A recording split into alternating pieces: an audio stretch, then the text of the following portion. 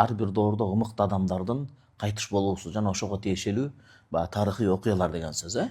Ибн Халликан рахимахулла вафаятул аян. Анан Ханафи алымдардын таржымасы боюнча дагы кенен алдыда маалымат берип отурабыз. Бул киши ошо биринчи томунун 152 бетинде Фи таржимат Раис Аби Али ибн Сина дейт. Ибн Сина. Жана батышта илгертеден Авиценна деп коюшпадыбы, медицинанын атасы деп. Тып деп коет, медицина илими. Ошол медицина илиминин атасы деп таанылган Али ибн Сина. Ибн Сина рахимахуллахтын өмүр таржымалын эскерип кеткен да, кандай убакытты пайдаланган. Илимге, билимге, медициналык ачылыш. Бул киши бир гана медицина жаатында эмес да. Не деген терең ойчул, туурабы?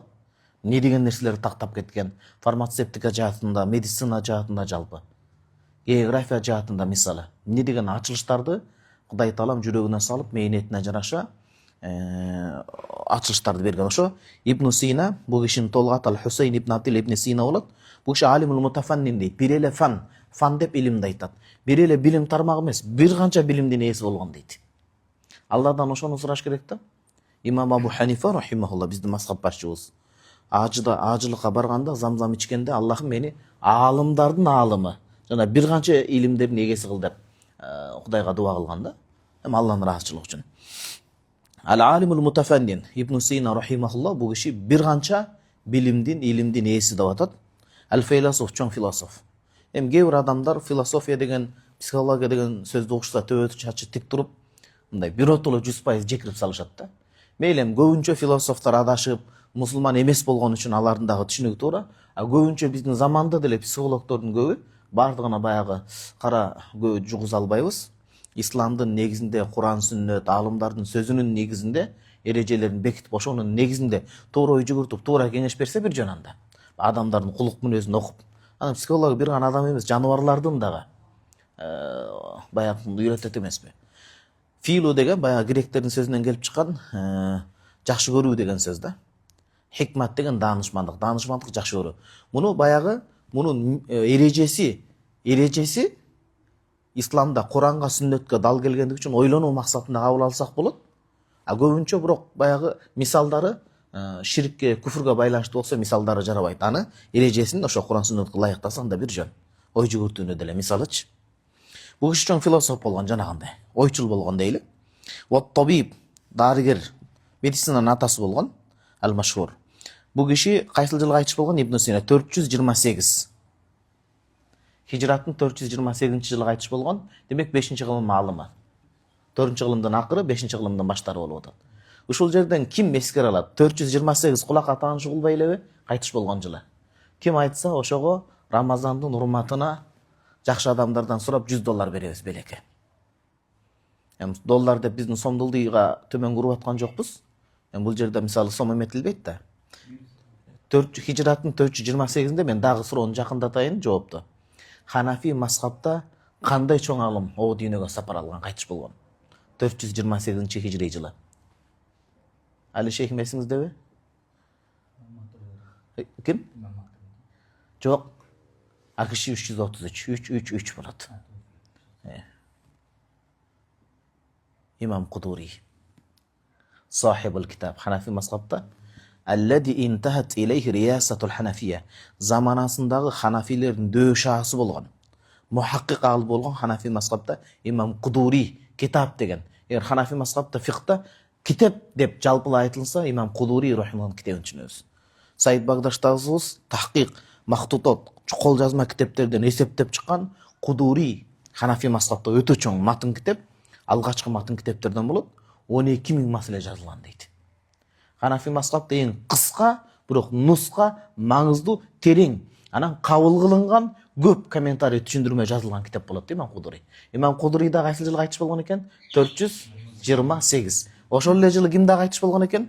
Биздин баягы окуянын каарманы, убакытын ушунчалык үнөмдөгөн, ушунчалык баягы илим билимге жетүү үчүн керек болсо уйкусун чанып, ушундай ийгиликтерди Кудайымдын бир берекеси менен ийгиликтер коштоп, ийгиликтерди өтөгөн.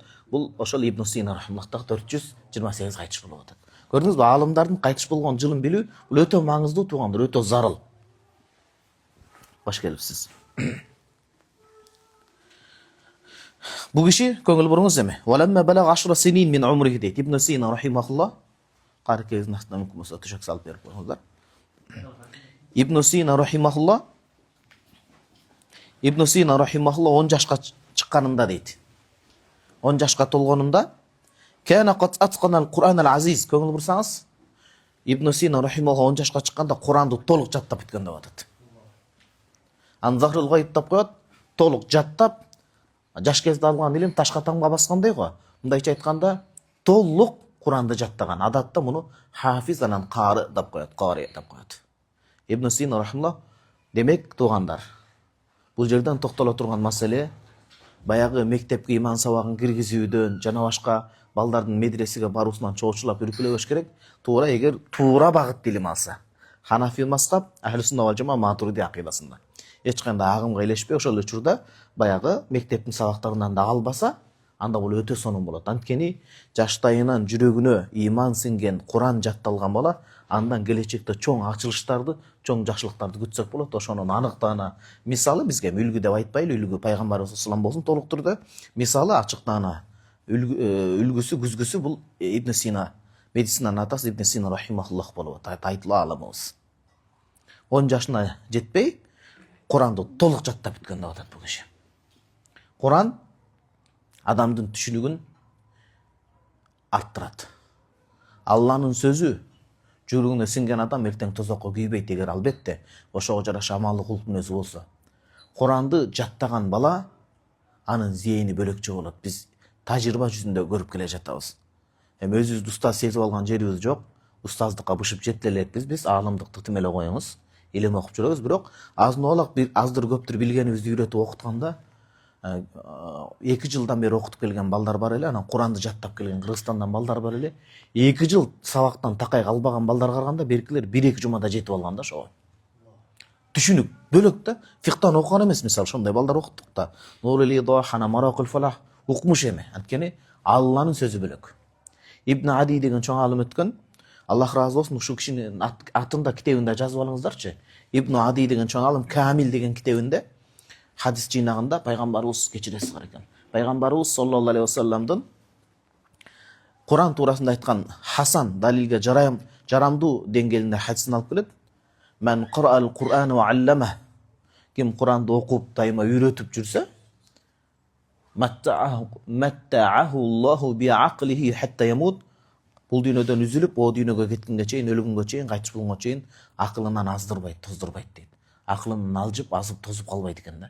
Куран ушундай экен. Ошон үчүн ата-энелер биз албетте мектептин билимин кошо сиңирүү менен, бир канча тилди үйрөтүү менен биргеликте Куранды үйрөтүш керек. Бул боюнча 2 жыл болду. Арапка быйыл чыгарбадык китеп көргөзмөсүнөн. Китеп алса Куран адамдын оң жак, сол жак мээсин толук иштетет экен да. Негизги бөлүгү болот го. Мисалы, оң жак иштеген функциялар мындай нерсеге жоопту, сол жагы мындай нерсеге жооп. Мисалы, тарых деп коелу, так маалымат. Ал жерде ба сөздү көркөмдөө, чеченде кереги жок. Так цифралар, окуялар. Анан адабият. А бул жерде мындай ой жүгүртүү адамдан. Көркөм сүрөттө көркөм образы. Бул жерде Куран мээнин 2 бөлүгүн тең толук иштетет. Бул таң калыштуу эмес. Бул илимдин булагы оркуштап жаткан Куран, Алланын сөзү. Бул өнүгүп өсүүнүн башкача ой жүгүртүүнүн өзгөчө. Туугандар билесиздерби, азыркы биздин өспүрүмдөр, азыркы жеткинчек муун, булар поколение Z деп коет. Ошондон илимий термин ошондо билимде термин коюшкан, мындайча айтканда, өтө уникалдуу ой жүгүртө алышат. Ошон үчүн баягы дин душмандары, адамзаттын душмандары буларды өстүрө койбой, акылын туура эмес нерселер менен бурмалап атат интернет аркылуу. Анткени алардын аң сезими, подсознание аң сезим жана башка туура эмес нерсе менен булганып калып атат да. Жаш баланы ошон үчүн Алланын сөзү Куран менен көбүрөөк окуп туурабы?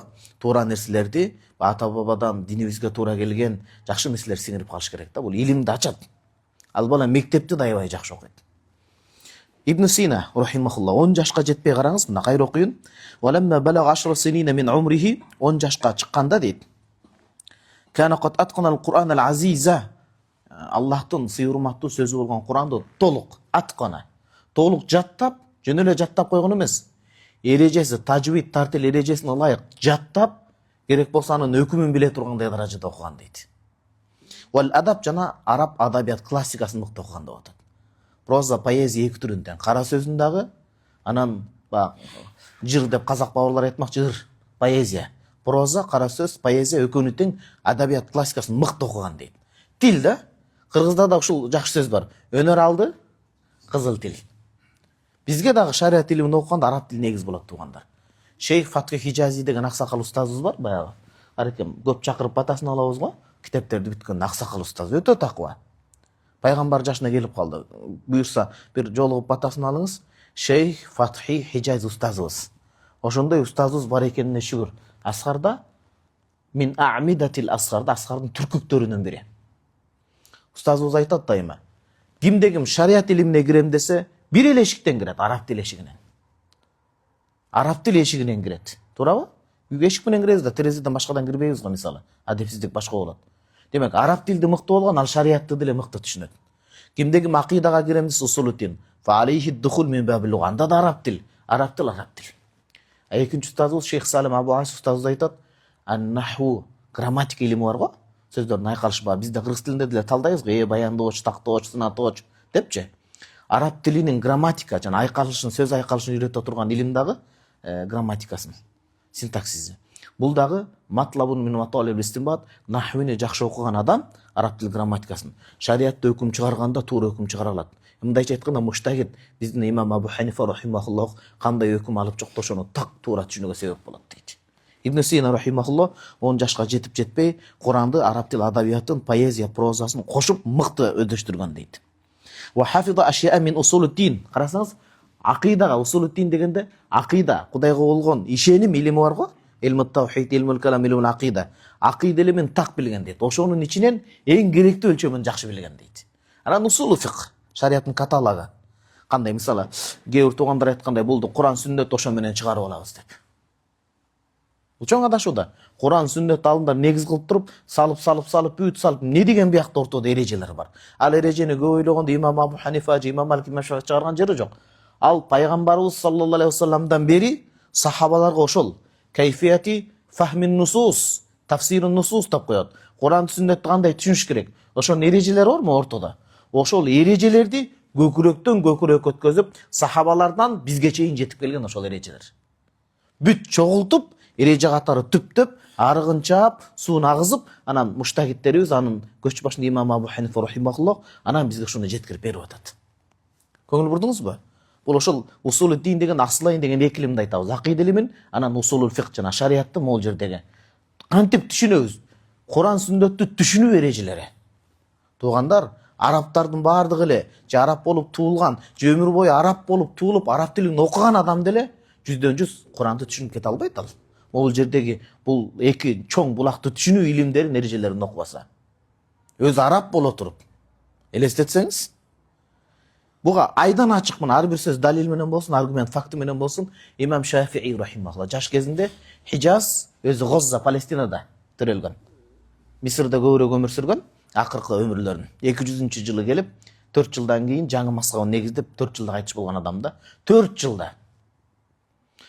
Бул киши Хижаз, Мекке, Мадина тарап кирген эки чоң максат менен дейт. Бири жаш кезинде араб тилин, адаби араб тилин үйрөнүү үчүн, экинчиси бутага, жанагындай мишен деп коет го, бутага барымтак атуу үчүн. Жөнөкөй алым болгон 10дон 10 аткам, 10дон 9 тийгизет элем араб тил дейт. Араб тилинде худжа болот. Бизде Ханафи мазхабтан Мухаммад ибн Хасан Шейбани, имам Шафии бул кишилер араб тилинде худжа, далил болот. Бирок ошо кишиде имам Шафии дагы араб болуп төрөлгөнүнө карабай, канча жыл араб тилин окугандыгына карабай, мыкты араб тили 200-жылга чейин эле далил болот туугандар. 200-хижри жылдан берки далил болбойт, анткени тил бузулган. Араб тил болуп күчөп турган заманасында илим алган адам Куран-ы Каримде муташабих аят, хадисте муташабих бул дегени сырткы мааниси Аллахка ба дене түспөттө окшото тургандай сыноо үчүн түшкөн ба, акыйдадагы бар го. Ядуллаху фаука айдихим, Аллахтан кебирлер ашты асманда да отот, астагфируллах, түз маанисин туура эмес жоруп. Ошого окшогондорду имам Шафии окуганда бул жеринде биздин акылыбызда, илимибизде жетпейт. Аллах бул жерде кандай толуктук жакшы маанини кааласа, пайгамбарыбыз саллаллаху алейхи вассалам бул жерде кандай толуктук жакшы маани кааласа болду. Бирок 100% кат'ан бул жерде Аллах тааланы асманга аршка отургузуп койбойбуз, же Аллахка дене сүзбөл колду берип койбойбуз. Биздикиндей бир муктаждык дене бөлүктөрдү бербейбиз. Ал максат кылынбайт, бирок эмне максат кылынып атат? Кудайды мактоо максатында, бирок кайсы экенин ачык айта албайм дейт. Элестетиңиз. Демек, асылайын, эстеп калдым, асылайын дегенде акыйда илими, усул фикх илимин түшүнөт экенбиз. Бул киши Ибн Сина рахимахуллах ушу усулуддин таухид илимин, акыйда илиминен керектүү илимин 10 жашта окуган деп атат. Ама кишинин азын эле окуганы бүгүнкү күндө чоң китеп деген сөз да. Туурабы? Киши 10 жашында окуган китеби бүгүнкү күндө университет бакалаврда окула турган акыйда китеби болуп калышы мүмкүн да, мисалы. Илим деңгээли бар да. Илим гүлдөгөн заманында болгон. Аббаситтердин анан ол хисап математикадан мыкты окуп койгон дейт 10 жаштагы бала. Анткени арык туура чабылган. Иман отургузулган көкүрөккө. Анан Алланын сөзүн жаттап атат да. Алланын сөзү жүрөктү нурлантат, көздү нурлантат, ой пикир нурланат да. Туурабы? Жакшы адамдан жакшы ой чыгат да туугандар. Вал жабр дейт. Алгебра. Вал муқабала, бөлүү эсеп кысап. Илгери өз-өзүнчө болгондар бири. Ошонун бардыгын окуп чыккан дейт. Сумма ахкама илмал мантык, кийин мантык, логика илими. Логик мисалы, тамактын көркүн чыгарган тузу болсо, сөздүн көркүн чыгарган кыргыз тилинде талдоо, мисалы, грамматика, туурабы? Бир турист келип кыргыз тилин үйрөнө турган болсо, барды, азаматга базар десе болбойт ал. Туурабы? Мисалы, барды, азамат базарга, каяка, кайда барды? Азамат базар, бул жөнөкөй эле банальный түшүнүктү айтып атам, биринчи класстын деңгээлинде. Азамат бардыга, базарга десе ката болот да. Аны сөздүн ошол ыргагын чыгарып, эмесин чыгарган, маңызын чыгарган бул грамматика болуп атат. Талдоо тура азамат базарга барды. Сүйлөмдүн ээси, баяндоочу мисалы. Барыш жөндөмө, келиш жөндөмө дегендейчи. Араб тилинде дагы ошондой эреже болот да. Араб тилинде тилдикин нахве жоопкерчиликке берет. Ал эми могу мантык, логика илими Куран сүннөттөн алына турган болсо, Кудайым буйрса, ислам аалымдар изилдеген. Бул ойдо ката кетип калбоо, ойдун көркү болот. Түшүнүңүз да жанагы. Тамактын көркү туз, сөздүн көркү грамматика, туура эрежеге так сүйлөп, сарс наху грамматика балага даражасын кетет. Анан ойду туура ой жүгүртүн үйрөтө турган илим бул мантык, логика илими. Сүйлөгөн сөз кээде көп бир адамдык логикага жатпай калат. Бул деген сөз акылдуу адамдын сөзү эмес деп коет го. Бул сөз акыл эси со адамдын сөзү эмес дейт, туурабы мисалы. Элди бөрүп жарган, ынтымакты ыдыраткан сөз бул акылга сыйгыз сөздөр да туугандар. Ошол мантык илимин окуганда окутат 10 жашта. 10 жашта. Ушулардын баарын окуган, анан вафака шейхи дейт, өзүнүн шейхинен 10 жашында өтүп кеткен деп атат. Кудай берген адам экен да. Болор бала башынан, тырмактайынан.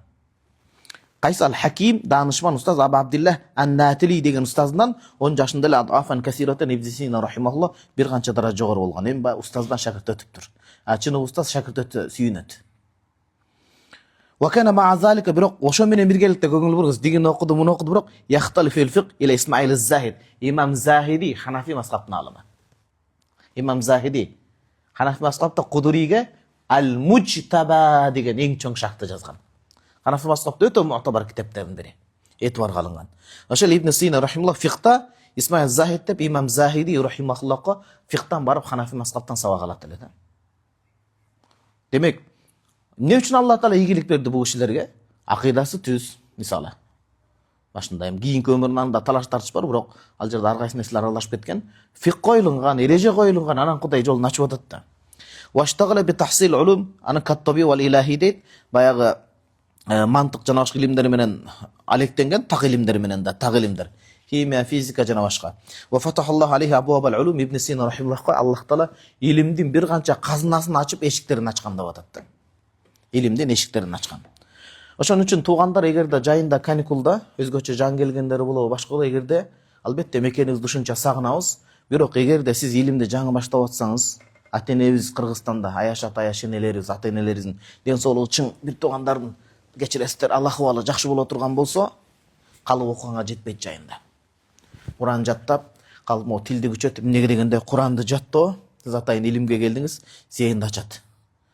Илимдердин казынасын ачып берет да буюрса. Сумма рагиба, кийин ушул илимдерди алганда баада залики бир аз мөөнөт өткөн фи илми тиб, Ибн Сина рахимахуллах тиб, медицина илимине катуу киришкен дейт. Медицина илимине катуу киришкен деп атат.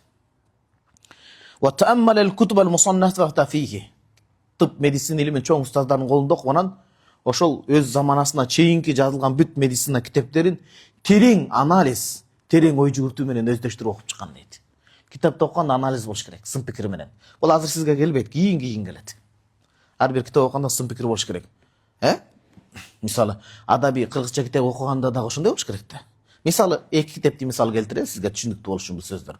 Кыргыздардын чыган жазуучулардын бири Мукай Элебаев атабыздын Узак жол, кыска романы баягы эмеде Үркүн маалындагы учур жазган. Ошол эле учурда казактардан Мухтар Ауезовдун Дүрбөлөң заман дегени. Экөө ошол эле учурдагы бир эле окуяны баяндайт да, бирок экөөнү анализ кылып салыштырыш керек ошондо кандай. Бирөө бул тарабын айтты, бул мисалы Мухтар Ауезовдун казак бауырларыбыздын чоң чыган жазуучулардын бири Дүрбөлөң заманы ошо Каркырадагы болгон окуяларды жакшы салыштырып берет да. Ошо ички ынтымак бузулганын кандай. Биздики Мукай Элебаев атабыз Узак жолдо беркине. Демек, ар бир нерсени окуганда терең анализ жүргүзүп, сын пикир менен, эме менен тереңдеп пайдала тургандай окуш керек. Бул киши медицина илимини ушунчалык терең өздөштүрүп чыкты дейт. Анан ошол нерсени медицинаны үйрөнүп дагы үйрөтүп дагы башты дейт. Бирок медицинаны акчага саткан эмес дейт. Адамдар жана Гиппократтын анты жана башка дейт го. Тореман заман алдын болгону менен бирок бул кишилер баралына чыгарган да исламда. Ла такассубан, медицинаны бул киши эч качан өмүрүндө акча таба турган булак кылган эмес дейт. Муну илим катары бийик ордуна койгон деп атат да. Ошон үчүн мына медицинада мен дагы арзуум бар, эми Кудай өмүр берсин, хирург болгум келет. Айтор медицина тармагында алектенгибиз келет да бул. Балдар сөз бирөөсүн окуш керек. Эмнеге? Монтип айткан укпаган адам допресс алдында сөз угат да, туурабы? Адамдарды бул жол менен дагы бул жол менен исламга чакырган. Экинчиден, элдин матасы. Имам Шафии рахимахуллах айтат, ал киши 204 хижратта кайтыш болгон. Биз китеп ээлеринен алхамдулилла шарият илимдеринен алдындабыз, анткени алар шариятын бурмалап ашкан колдору менен жазды. Элестетсеңиз, бирөө келип Тоорот, Муса пайгамбарга Тооротту жазган, нускасын өзү кошуп, пикирин кошуп. Тооротто ушундай өзгөртүлгөн жери бар. Якуб пайгамбар, Якуб деген Исраил деген. Булар Израил деп атпайбы, Израил. Ошо Якубтун балдарыбыз деген сөз, Якуб пайгамбардын. Ал кишиге биздин пайгамбарыбыз салам салат турат. Якуб пайгамбарды ушунчалык мактанышат, айтат, бир күнү Кудай менен күрөшө келип, Кудай менен асырдан шамга чейин күрөшүп, канча жол Кудайды жеңип, жыгытып коет, ошон Кудай айтып атат дейт. Алардын жалган сөзү бул. Таалаллаху амма ясифун, Аллах тааландайдан бийик таза зат. Атаптани я Якуб, Аллахка өзүмдүн атыма касам ичип айтам, сен мени аябай жеңип койдуң депчи. Колу менен жазган да бул. Ошо Имам Шафии айтып атат, шарият илиминде биз Кудайга шүгүр, мусулмандар артыбызга ат салдырбайбыз. Бирок бир илимде китеп ээлери христиандар менен жөөттөр бизден озуп кетти дейт. Кайсы медицина илиминде. Ибн Сина биздин окуянын каарманы азыр мунун китебин аукционго канча кымбат баада сатып алышкан да. Илим да. Бирөө машина сатып алган менен машинанын урасы бүтпөй атат го азыр. Интернет айдыгында. Эми зарылчылык башка, бирок унаадан дагы, башкадан дагы бизге зарылыраак маселе бар жаштар үчүн, ал илим билим маселе да. Күнүмдүк талкууга түшүп өмүрүндө өткөзүп албаш керек. Адам өтө акылдуу болуш керек болот да, эми Аллах мадаштырбасын. Анан караңыз. Бул киши медицинаны кесип катары колдонгон эмес дейт. Адам кесип катары бир нерсени мындай кандай десем, көнүмүш адат катары айланса, анда эме чыкпайт да. Ошон үчүн биздин дагы могу жигиттерибиз педагогика жаатында Кыргызстан деңгээлинде жакшы окуп, айылдарга бир мейли айлыгы башка болот, бирок балдарыбызды бир эркек мугалимдер болуп, мындай балдарга эркектикти кошо үйрөтүп, жигиттик, эркти кошо үйрөтө турган мугалимдер болсо, мындай Кудай үчүн кылса, собун алат ал сөзсүз. Собун алат. Ва алимат-тиб дейт, ушунчалык медицинаны өздөштүрдү бул киши дейт, хатта фаqa fihi al-awail, ага чейинки Гиппократ жана башкалардан да аша тургандай болду дейт. Вал авахир фи акал муддатин, ушунчалык бул киши медицинаны терең өздөштүрүп туруп, Аллахым медицинанын чындап медицинанын атасы болгон экен. Ага чейинки жана андан алгачкы жана андан кийинкилерди бир канча кылым алдын озуп койгон дейт да. Кандай эле биздин имам Абу Ханифа рахимахуллах фикта мурун жана кийин бир канча алдын көрүп койгондой эле да. Алдын ала маселелерди жооп берип кеткен эгеп болгон дейт. Васбах фихи медицина илиминде Шейх Ибн Сина адиман назир факидал мисл, мындай теңдеши жок болгон. Эми теңдеши жок деген адамга салыштырмалуу сөз. Ал абсолюттук турда Аллага тиешелүү. Бул жерде баягындай салыштырмалуу түшүнүктү айтканда, мындайча айтканда өтө мындай астына ат салдырбаган деп атат да. Вақталаф илейхи фудула хадал фан ва кубарауһу. Анан бул киши медицинада шундай аты чыгып, аты чыгыш шарт эмес, бирок шундай атак даңкы алыска кеткенде, мыкты өздөштүргөндө, ошол заманасындагы медицинанын дөшаалары, мыктылар, устаттар алыстан келип бул кишиге келген деп атат. Яқрауна алейхи анваа, ошо медицинанын түрлөрүн окуган, вал муалажатил муктабасата минат тажрубати. Анан ошол тажрибадагы тажрыба, бул медицина көбүнчө эмнеде фикта айтат бизде. Медицина илими мабдиин ала галабатсан, адамдын тажрыбасынын негизинде курулган. Бул 100/100 туп-туура деген сөз жок, бирок ошо акыйкатка жакыныраак болот. Кейде врачтар өлүп каласың дейт, бирок мисалы да мисалы. Себеп катары карманылат бирок. Васин хиззак, бирок ушундай медицинада чоң төңкөрүш, чоң мындай реформа жараткан учурунда өмүрү дейт 16 жашта болгон дейт.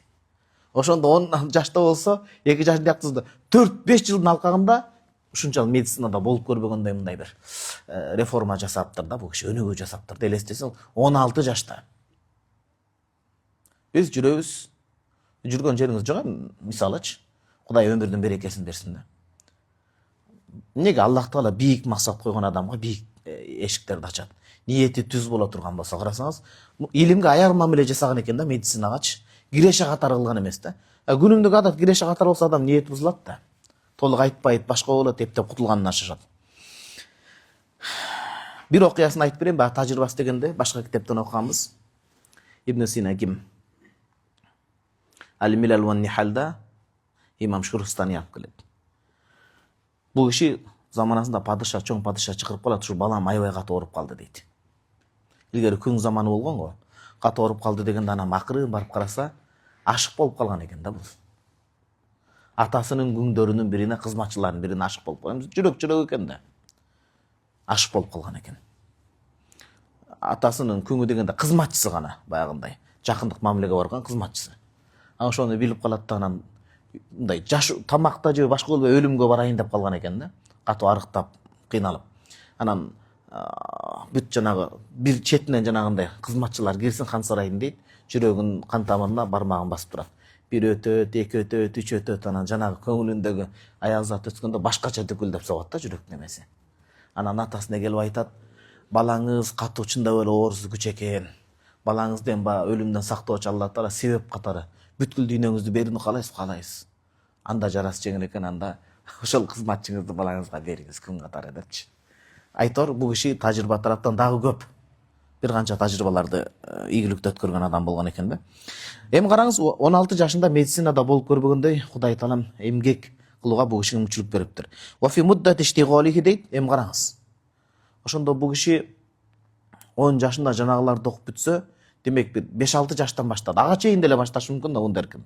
Эми биз 5-6 жаштагысын бере алалычы. 5 жаштан 16 жашка чейин канча болуп атат аралык? 9-10 жыл.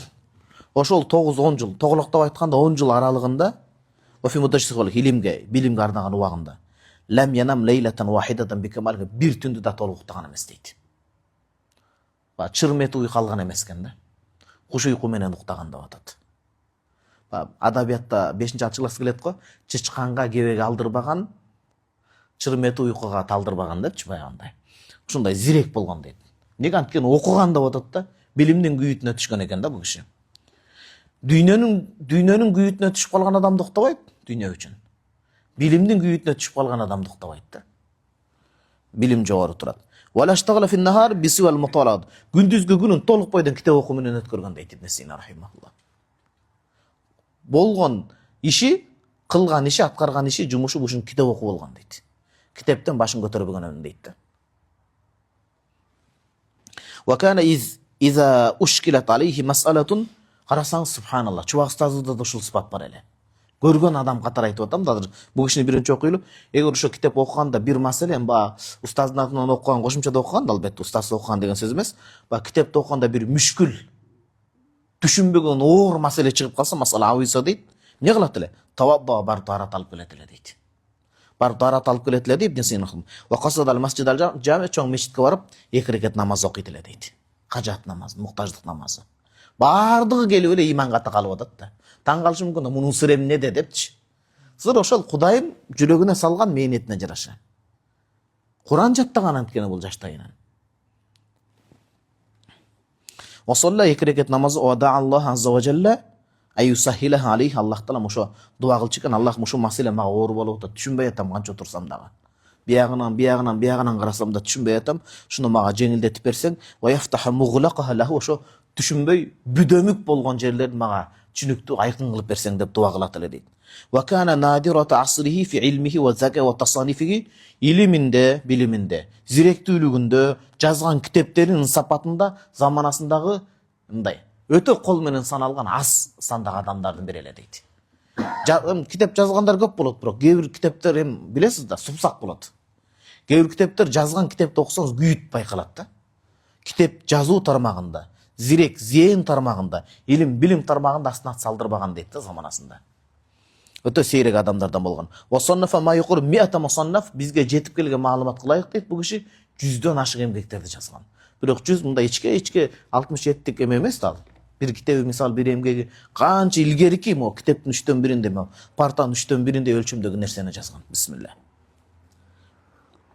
100дөн ашык эмгек жазган. Мабайна мутаввалин, алын арасында өтө узуну дагы бар. Ва мухтасаран, өтө кыскачасы дагы бар. Ва рисалат фи фурунин шаттанан, ар кайсы жаңы темада рисала. Көңүл буруп коюңуз, илгерки алымдар рисала, жекече эмгек жазды десе, мурдагылар айтпаган жаңы эмгекти жазды деген сөз. Диссертация жактоо, жаңы илимий нерсени ачылыш дегендей сөз болуп атат да. Бул ошол Ибн Сина рахимахулла. Илим алуу мөөнөтүндө толук, ошол илим алуу мөөнөтүндө жалпы 10 жыл деп биз азыр кыскача тыянак чыгара турган болсок, ошол 10-20 жыл аралыгында толук уйкуга, жаздыкка толук бутун сунуп жатып, толук бир уктаган эмес. Жөн куш уйку чырым этип эметкен дейт да. Илим билим үчүн. Берекелүү Мадина шаарынан келген пайгамбарыбыздын жакшы көргөн курма, ажва курмасын алгыңыздар келсе, төмөндөгү номерлерге кайрылыңыздар. Мадинанын курмалары аябай даамдуу, сорту дагы жакшы.